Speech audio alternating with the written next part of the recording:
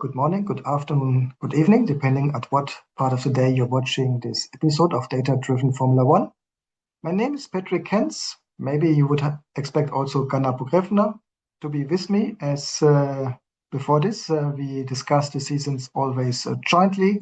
She's quite busy traveling around the world, so I continue doing it alone for the moment. Hopefully, she will be back soon.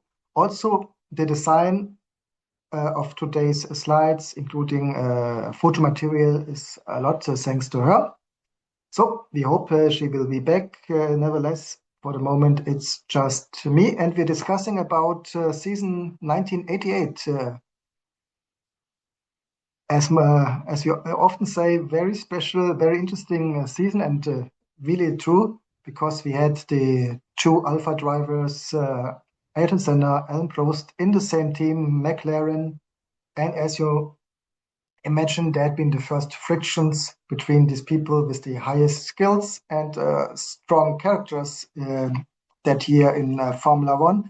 It did not explode, as we will see later, but yes, we see the first mind games between them and, as I said, frictions.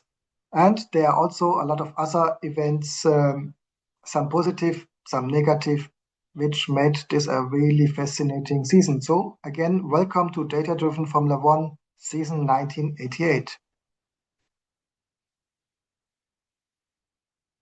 Season in a nutshell, we had 16 Grand Prix, starting Brazil, finishing in Australia.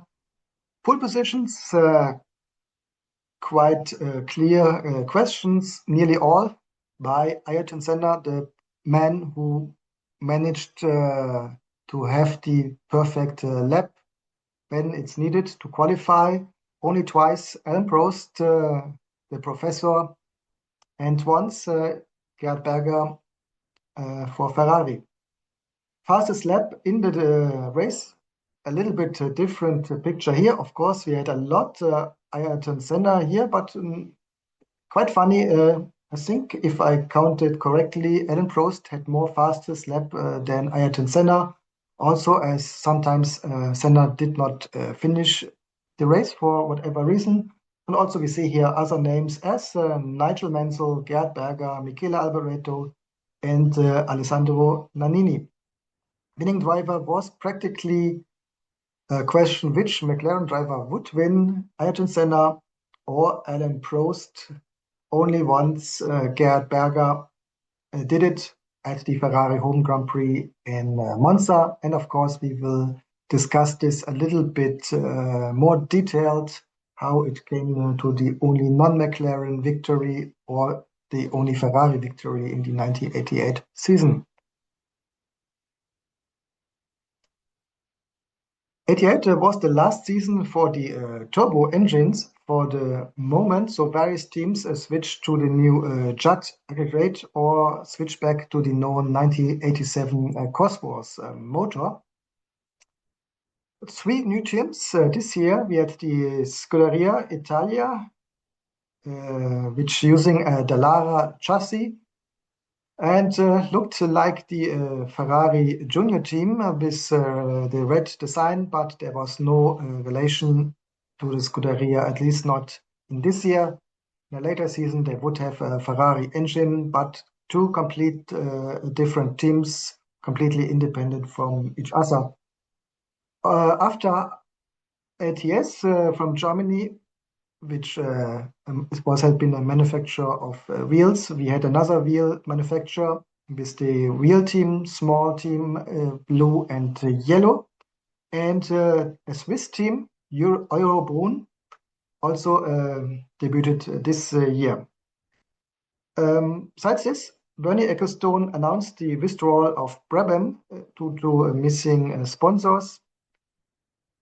And as we saw various times, Ferrari dominated the pre-season testing, but unfortunately not the season itself, as we already discussed.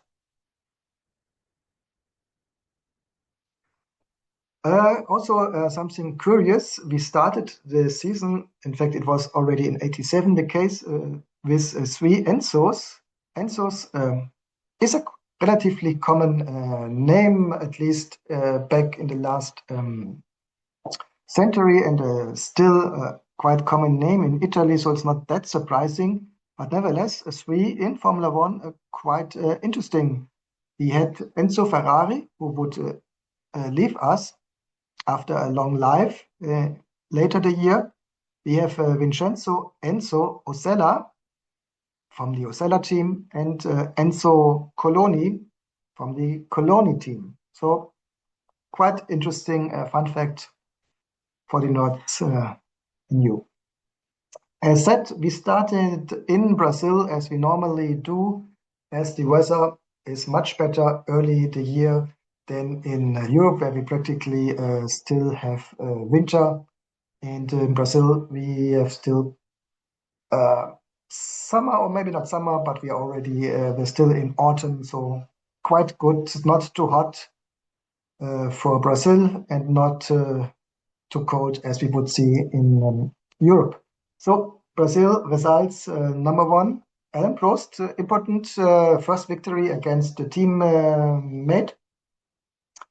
And especially important that Senna this time got 0 points as he had been disqualified due to an illegal car change after the parade lap. Remember, 80s, we had a T car, a testing car, which could switch, if I'm correct, in testing and maybe still in the qualifying. But before the race, you decide which car you will use, and then it's not allowed to switch back. Typically, there had been two cars and one T car. The T car was normally had a setup of the number one driver, or in the case of McLaren, maybe where you had two number one drivers. One race it was the setup of Prost, then next weekend the setup of Senna, uh, because it wasn't allowed to have two T cars, if I'm correct. So, nevertheless, Ayrton Senna, maybe I would say it was be more a problem of the team, or maybe there was a big problem with with Senna's car. He switched after the parade lap to the T car, and this was deviation to regulation and logically disqualification. So 0 points for Ayrton Senna, number two position, Gerd Berger, and Nelson Piquet, the local driver. But then let's come to Europe, and welcome to San Marino at the Imola racetrack, which is located in Italy, because San Marino, very small country and no racetrack there. Also, of course, a marketing decision, as we had many Italian fans away for the FIA to have two Grand Prix organized in Italy, with the little trick having the second Italian Grand Prix labeled as the Imola Grand Prix. Here now, victory for Ayrton Senna, Alain Prost, and again, quite strong Nelson Piquet.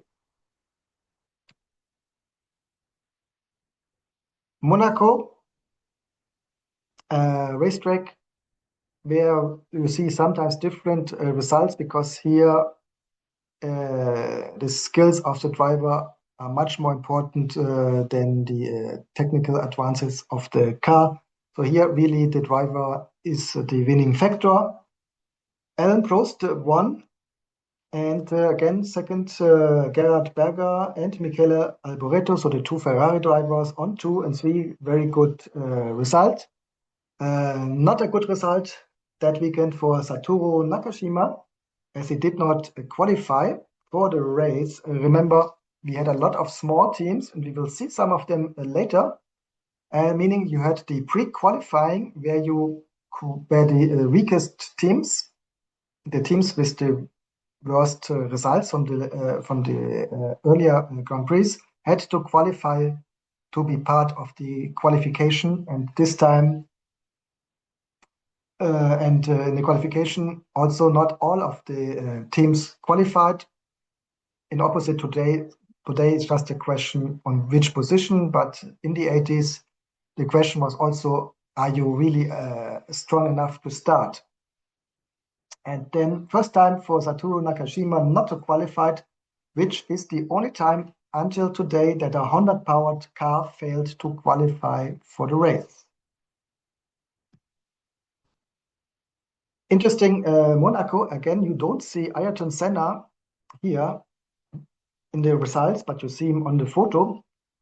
For the case you are just here listening to the audio podcast, this is like a video and a photo enhanced podcast, meaning we always try to show you images, photos, drawings, statistics. So if you have the possibility, follow us on YouTube Music, or Spotify, where we have the video podcast.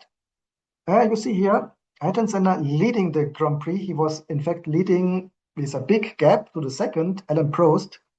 Then he got, shortly before the end, he got a call from McLaren team to not drive all the time at the limit, be a little bit slower to reduce the risk for the car, and also, of course, risk of having an accident, because normally when you're driving at the limit, easily you go over the limit, and McLaren box wanted to ask Senna to, that's why to drive a little bit slower. Senna did so, but unfortunately this brought him completely out of his rhythm, and for whatever reason he crashed the car out. Very important experience for him that he failed, because he practically thought he would be unfadable, but then he understood, I failed, it was completely my fault, and later he interpreted this as a message from God directly to him, and this became triggered a change in his life. He became much more religious, including he prayed each time before the race. So he became a very religious person after this experience, and we will discuss it a little bit more in detail in our episode about Ayrton Senna, which we will have very soon. So this was a very relevant experience for Ayrton Senna, the person and also the driver. Again, we switched overseas, Mexico City. Now, Alain Prost again winning. So Alain Prost was maybe a little bit slower than Senna. Not only maybe, I mean, if you see the pole positions, Ayrton Senna was clearly the faster, but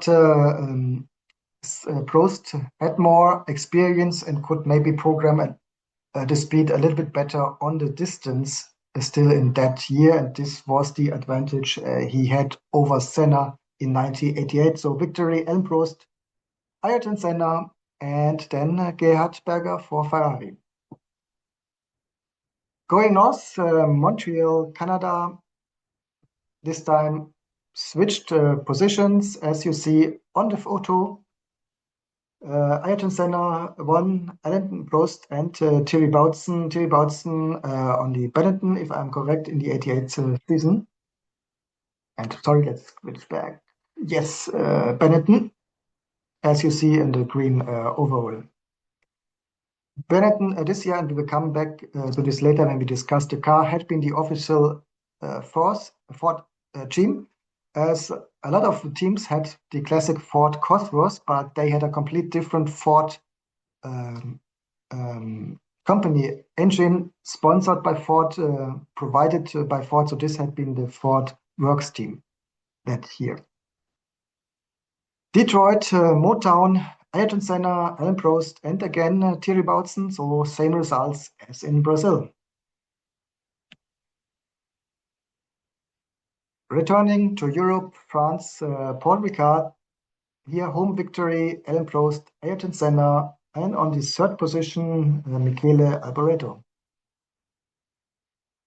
I hope you're enjoying also the nice photos. I mean, we see these classic liveries, the classic Marlboro, classic Ferrari, the green Benetton, the yellow Lotus, Williams, white, yellow. So a lot of the classic libraries we see in the 88 season. Silverstone, UK. Ayrton Senna winning in the rain against Nigel Mansell and Alessandro Nannini. Ayrton Senna, maybe one of the best drivers in the rain, so no surprise that he was winning under rainy conditions. And slowly we see also politics, no, not politics, changing for the next year, plannings becoming public now more as a rumor. I mean, there have been several weeks of rumors in the UK. Finally, it was announced Nigel Mansell became the last driver selected or at least confirmed by Enzo Ferrari himself. Um, one of course, a legacy of Mansell still today. That's why he is remembered by the Tifosi, besides different his driving style and so on. So Nigel Mansell announced his change to the Scuderia Ferrari, again, last driver to be selected or at least confirmed by Enzo Ferrari himself.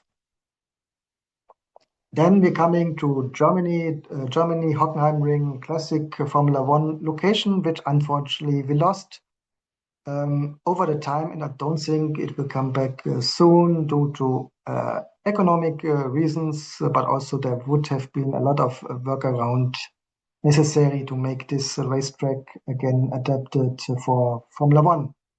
Very fast track combination of a long track similar to Monza with a smaller part, which would be something like a small Monaco. Victory, Ayrton Senna, Alain Prost, and again Gerhard Berger. So Ferrari was doing good practically as the second force against after the McLaren, but a big gap to the McLaren. Before the race, Williams announced that Thierry Boutsen would replace next year Nigel Mansell. So again, a lot of decisions relatively early in the year. Hungary, the only racetrack in the former oriental part of Europe, in that which was big in change at the end of the 80s. Also a very small racetrack, normally similar to Monaco. Here it's more about the driver than about the car. Nevertheless, as McLaren was so dominating, it was also here only the question who of the two would be the winner, and it was Ayrton Senna, Alain Prost, and Thierry Boutsen for the strong Benetton team. And then, as I already mentioned, we saw the death of Enzo Ferrari on August 14 in 1988, logically the 88 season. He passed away after a long, successful life, many ups, downs, no scandals, but fatal accident of drivers, not only in Formula One, also at the Mille Miglia, as you may know from the Enzo Ferrari movie. He died of leukemia. He was a fiercely private man, and due to this, he requested that news of his death would be shared only after his burial 2 days later on August 16. This to avoid public outcry during his Ferrari's difficult 88 season, where McLaren had dominated every race until the moment. Also, before his passing, he witnessed the launch of the Ferrari F40, a car that would become a symbol of his enduring vision. For many, the last real Ferrari and gorgeous car. I mean, I had the pleasure to see it sometimes. Unfortunately, as you may imagine, I never drove one, not even sit inside one. But if you see it, it's a really a car strong car. You see, it's uncompromising uh, for performance, no luxury. Really, it's like a Formula One car for the street. And also, end of 80s, the second half of the 80s, we had the time of the super sports cars. Also, I mean, 80s, we had the yuppies culture. It was a time, as you know, maybe from the was it the Wolf of Wall Street? Rich people showed the money they had. We had, I think, 87, the debut of the Porsche 959. Then 1 year later, the Ferrari F40, and I think 1 year later, Lamborghini had the Diablo. So it was really the time where rich people bought this also for speculation. You had to be on the waiting list, and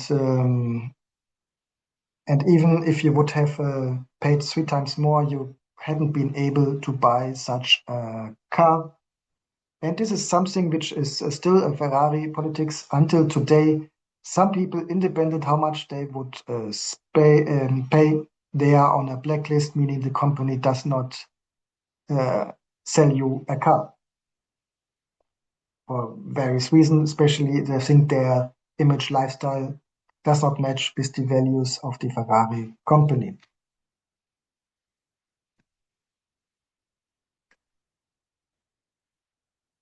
Then let's come to Spa. This was the first race after the death of Enzo Ferrari.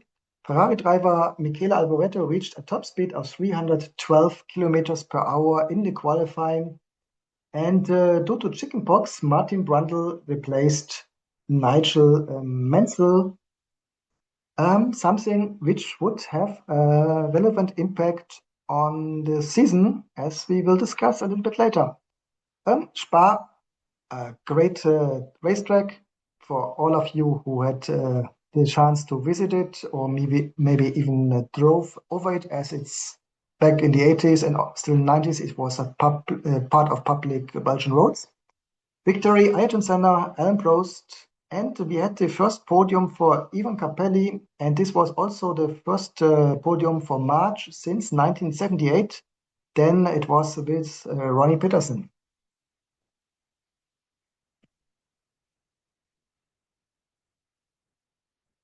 And now one of the highlights or lowlights of the year, Monza. First and only victory for Gerhard Berger this year, and second, Michele Alboreto. So it was a 1-2 for Ferrari at home in Monza, shortly after the death of Enzo Ferrari, something which Gerhard Berger, and I still remember it, expressed to the journalists that he would have loved to give this Ferrari victory still to Enzo Ferrari, and he would have wished that he would have still lived to see this moment after this difficult year of for Ferrari so far. So victory, Gerd Berger, Michele Alboreto. Number 3, Eddie Cheever. And interesting here that Jean-Louis Schlesser had his only start in Formula One. He tried so in '83, but did not qualify. But now he replaced Nigel Mansell in the Williams, and he achieved the 11th position in Monza. But this is not what we remember Jean-Louis Schlesser in Formula One.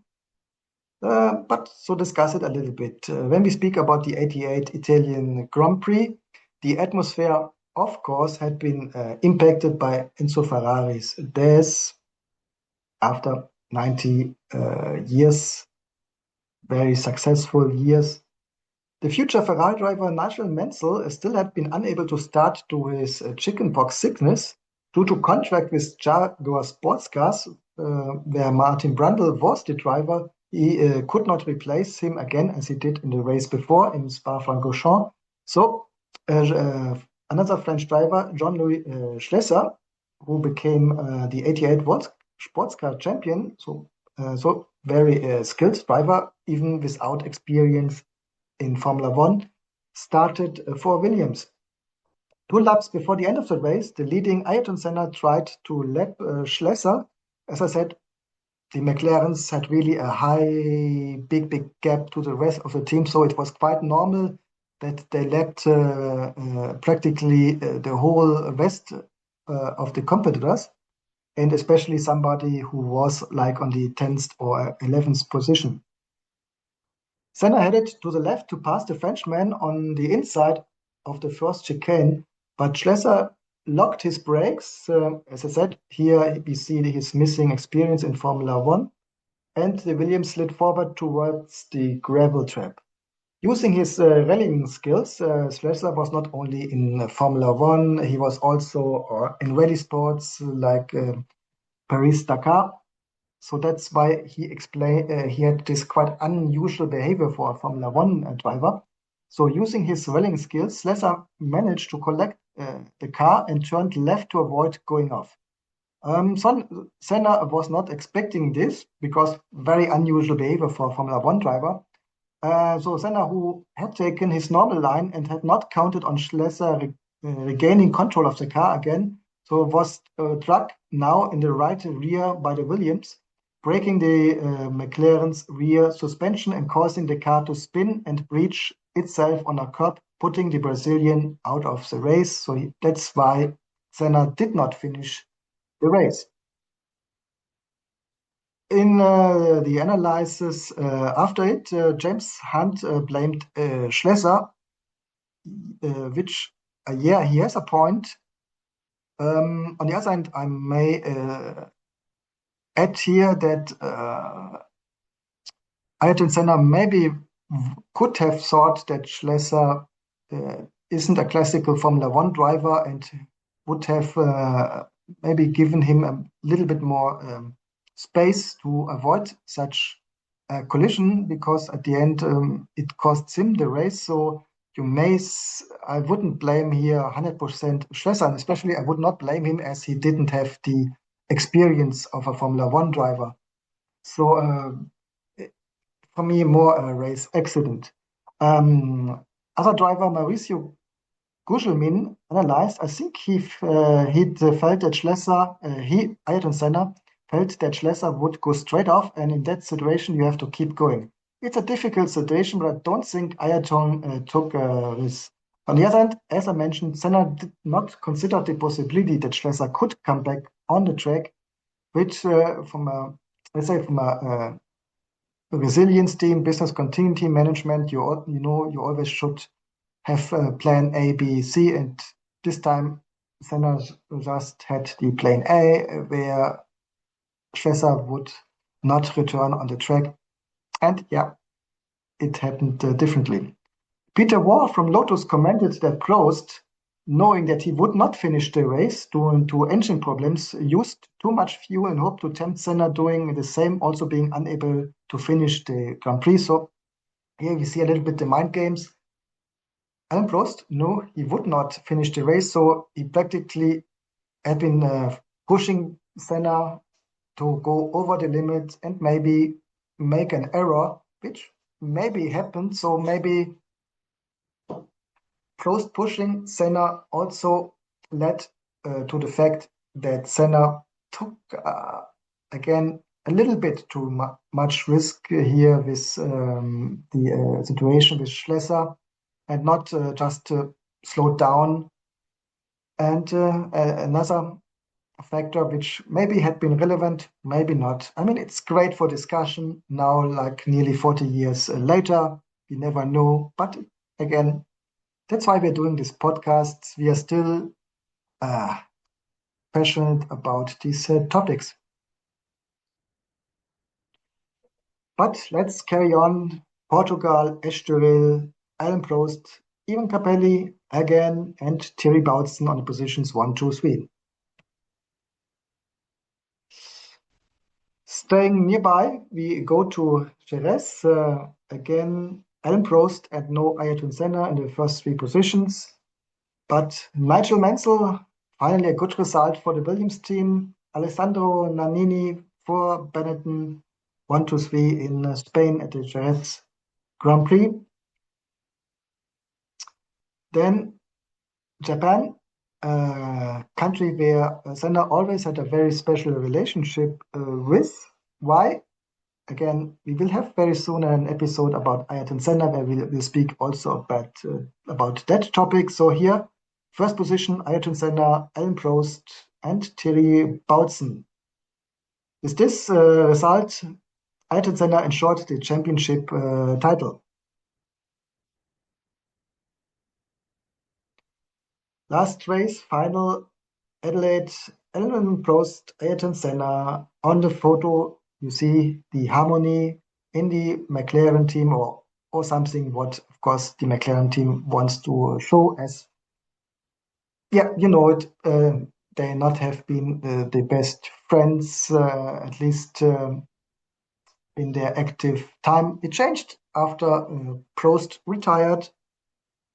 As by the way, if you saw the Ayrton Senna series on Netflix, highly recommended. Yes, it's fiction. A lot of details they got right. Some details I would say not that much, but mostly they got it right, and it's very entertaining.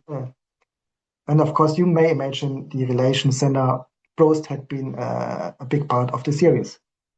Nelson Piquet's third position, it was the last race for turbocharged engine car until 2014.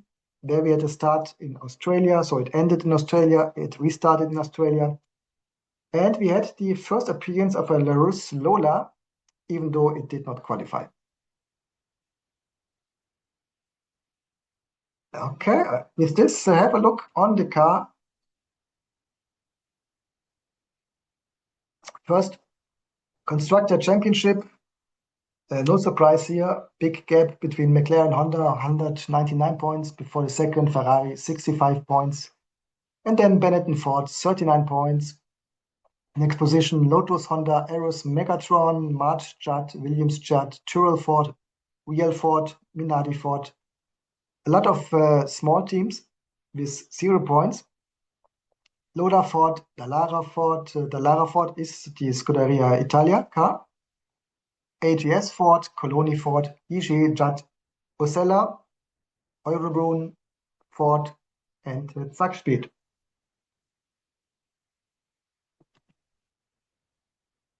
Winning car has been the McLaren MP4, and what is valid for all cars of the, well, nearly all cars of the 88 season. Great, clear design.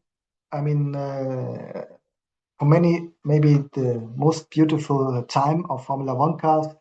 You see direct lines, no this small wings, the small details, but clear details, curvy design, and here the classic Marlboro livery. For many, the classic McLaren colors livery is orange, but honestly, for me, maybe that's also related to the time where I started watching Formula One. The classic Marlboro is, sorry, the classic McLaren is red, white, the Marlboro design. Even if you are not an engineer, I mean, you just have to look on the car. It looks fast, it looks reliable, and it was. Then Lotus 100T. Again, if you just look at the aesthetics, I mean, yellow camel design, nice yellow, very colorful, as we still had been in the 80s.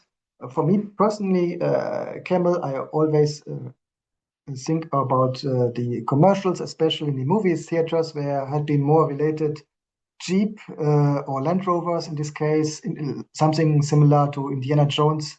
So Camel and Formula One was something I never could bring cognitively together. Anyway, there they are with the Lotus 100T. If you look at the car, it doesn't look as perfectly designed as the McLaren from a pure aesthetical point, and again, it wasn't that fast as the McLaren, even if it had a Honda engine. Of course, you may argue that McLaren really had been the preferred team, so maybe the Honda engine had been a little bit less horsepower, but I don't think so. I mean, if you look at the car, it looks less fast, and also, I mean, the Lotus team was much smaller than McLaren, so this may explain the gap. Williams FW12, and also here I would say this is the classic Williams livery for me: yellow, dark blue, and white. Even after they lost the Honda engine with the Judd, not the fastest engine, and due to this, not very competitive this year. RGS JH23, one of the very small teams, orange, black.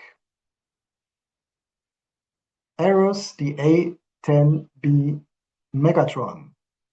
So what is Megatron? Arrows team boss Jackie Oliver, with support from the team's primary sponsor, the bank USF and G, broke a deal to continue to use the upright BMW engines under the name of its subsidiary Megatron Incorporated. These are the old BMW engines. As the company officially left the sports, they didn't want to have the BMW name still there, especially as they now went to small teams, and with this most likely wouldn't be very competitive. So, but they came to the deal with BMW also that they could continue using it, but just call it Megatron engine. Megatron as a company was founded by longtime Formula One aficionado John J. Schmidt. The engines were serviced from Switzerland by Aero's longtime engineer guru Heini Mada, former mechanic of the Swiss driver Jos Siffert. Benetton B188, I mean, isn't it a great 80s livery? I remember we had a similar polo, completely independent from Benetton, but this polo had each part of the car in a very different color. So we had, I don't know, green doors. Other parts had been painted in red, yellow. So it looked practically as this Benetton livery. And I mean, this looks like peak 80s, a lot of colors. But of course also related to the Benetton claim United Colors of Benetton, and here you really had the United Colors of Benetton. Besides this, they had been as the Ford Works team, as they had an exclusive deal to use the new 3.5-liter Ford DFF V8 engine, while the others had been using the Ford Cosworth engines, which are two completely different engines. And of course, one directly supported by Ford, the others privately, and with, of course, with less support by Ford. So this was the official Ford Works teams. The Osella FR1L. Besides Ferrari and Saxfeld, Osella was the third team having its own engine on the paper. The Osella 890T. Here we are speaking about so something similar than Megatron. Here, Osella bought the rights from Alfa Romeo, who left the sports, and similar as BMW, they predicted that Osella wouldn't be overly successful, and to not have a negative image related this fact. They told Osella that they have to rename the engines. In this case, as they have been acquired directly by Osella, they had been named Osella. So on the paper, Osella had been using their own engine. The Ferrari F1 87 in this case the second, I think it's the F188. Anyway, Ferrari, the second team after McLaren, and the only team with a victory in that year. Two very strong drivers, Gerhard Berger, who would later return to McLaren, and Michele Alboreto, who was sometimes close becoming champion again, but never had been at the right car at the right moment. And but nevertheless, very interesting driver, and I think we may do also an episode about him one day, still some time. Lola LC88, as used by the French Larousse team, also very colorful, not that sophisticated. The design, you see the engine open to reduce weight and maybe also to support the cooling. You see, a car looks very interesting, but even looking at a car, you would not expect that you would win races with it. Same for the Eurobahn ER 188, was also sometimes participated with an open engine. And I remember, yes, they participated, as you can see it here, completely white car, as they didn't had a sponsor. Later, I remember them in orange with Jägermeister, but 88 completely white, very small team, very limited financing, and that's why only one driver, as far as I remember. With this, we are coming to the Drivers' Championship. As already said, Ayrton Senna won against the more experienced Alain Prost.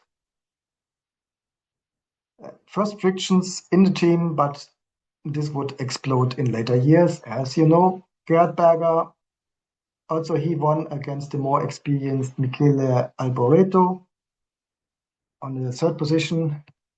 Berger. Then Michele Alboreto only on the fifth.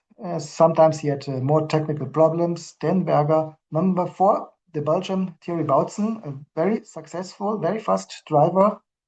Not that much in the press, as he was maybe a more calm character, like, of course, Ayrton Senna, Nigel Mansell, or even Gerd Berger or Alboreto. And of course, no comparison is Nelson Piquet.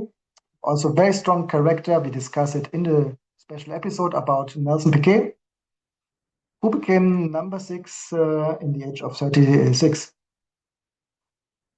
Next positions, Ivan Capelli on the March. A very good year for both Capelli and March. And if I remember it right, maybe the best for Ivan Capelli, as he later switched to Ferrari, but no success at all. And we will discuss it later. Derek Warwick, Arrows with the BMW Megatron, and Nigel Mansell, honestly, very disappointing. But yeah, as expected, as Williams had to, after losing Honda, they didn't have any opportunity with other strong engine, so they had to side between Judd and Cosworth. They decided for Judd, and yeah, it wasn't a competitive car, but ninth position, thanks to Nigel Mansell. Legacy. So when we think about the 88 season, how we describe it, again, I mean, we saw the dominance of McLaren. We saw the superstar Ayrton Senna dominating, winning for first time title. We saw the frictions between the two alpha drivers, Prost, Senna. Of course, the death of Enzo Ferrari. For me, 88, very good season to remember. And that's why it was good to do this episode today. And I hope you enjoyed it as I did. That's nearly all, folks. If you like this episode, please follow our podcast, YouTube Music, Spotify. If you're only able to listen to us, maybe you're driving yourself. We are practically on all the podcast catchers. There you can also follow us. If you like this episode, give us a like. If you're into music, we on Spotify we have Data Driven F1 mixtape, a lot of songs inspired by Formula One, and some even directly dedicated to certain drivers. So if you're into music, you may check this mixtape, and I hope you like it. And if yes, please continue following us and check out what we did in the past. I mean, we started season 1950s. Later, we did even the 1940s. We discussed a lot of drivers, so a lot of episodes, maybe already about your favorite drivers, which are online. Others will follow Ayrton Senna, Nigel Mansell, all the heroes of this time. And of course, when we continue in the timeline, we will also speak about other drivers.